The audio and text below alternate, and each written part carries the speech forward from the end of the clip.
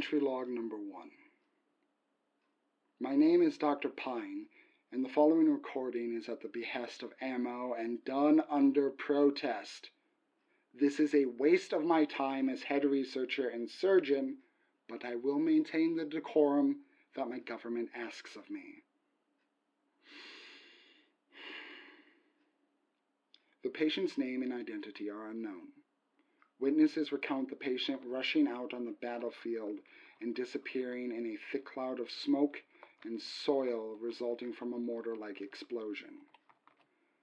There is no record of them with the U.S. Army, yet the fatigues we had to peel off their skin would suggest otherwise.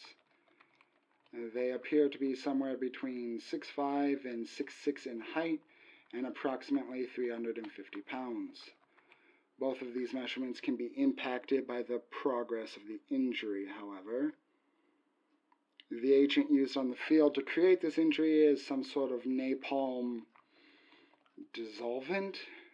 I've never seen anything like this before, but its effect is potent and quite clear. The patient's skin is almost entirely dissolved. Their nose and ears have been melted off their head, along with any hair. Their lips have been entirely dissolved, yellowing of teeth have been noted, and minor scarring on the tongue. Their eyes have been eaten through with some sort of acidic chemical. Their limbs are still intact, and there appears to be little harm done to the skeletal structure and musculature. Finger and toenails have been eroded to its base, but it does appear like recovery is possible.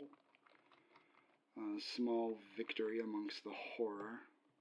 In an attempt to learn the patient's identity, a search through the dental record was done, but no results were found. No dog tags were found either, so the potential for them to be an Army combatant or any member of the military seems less likely, although it could have been easily melted, stolen, or they could have stolen the fatigues to begin with. That is still quite unclear. In my professional opinion, this person should be dead.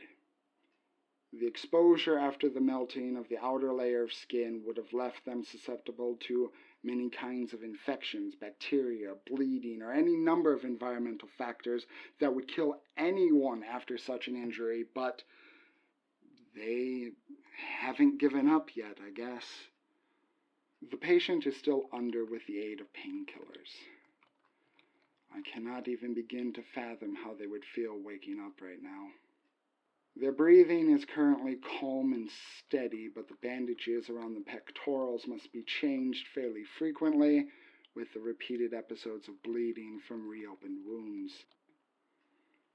We have affixed a new set of eyes after the original pair encountered an unfortunate case of sudden and total deterioration, as previously mentioned. The new set of eyes, courtesy of A.M.M.O, and given that the patient wakes up, will provide enhanced sight both in distance and different concentrations of light. I was not privy to the creation of these prosthetics, but I have heard that the eyes are comparable to other apex predators in the animal kingdom. The only notable difference from the prosthetics and human eyes is the tint of the prosthetics have this unnatural gray color to them, both in iris and sclera. Beyond that, we really do need the input from the patient to continue any further progress for comfort or recovery, and of course, to proceed with the mission. End of log 1.